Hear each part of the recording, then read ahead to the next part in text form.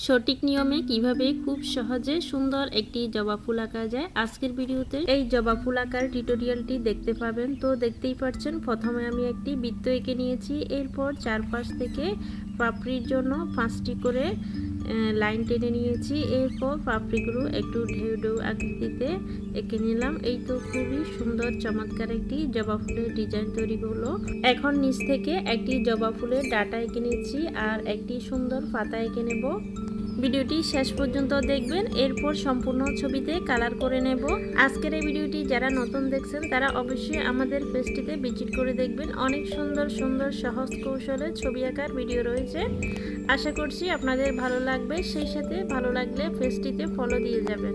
YouTube থেকে দেখে থাকলে আমাদের চ্যানেলটিতে সাবস্ক্রাইব করে যাবেন আর ভিজিট করে দেখবেন। একই নামে আমাদের ইউটিউব চ্যানেল এবং ফেসবুকের নাম, আপনারা চাইলে ভিজিট করে দেখতে পারেন ফ্যান্সিস আর্ট গ্যালারি সেম নামে।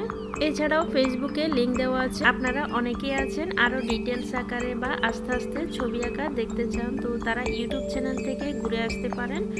আমরা ফেসবুক এবং ইউটিউব চ্যানেলে সেম ভিডিও দিই, তবে ইউটিউব চ্যানেলে আরও একটু ধীর গতিতে ভিডিওগুলো দেখানো হয়। কেউ চাইলে আমাদের ইউটিউব চ্যানেলটি সাবস্ক্রাইব করে পাশে থাকতে পারেন, তাহলে খুব সহজে ছবি আঁকা শিখতে পারবেন খুবই ইজিভাবে।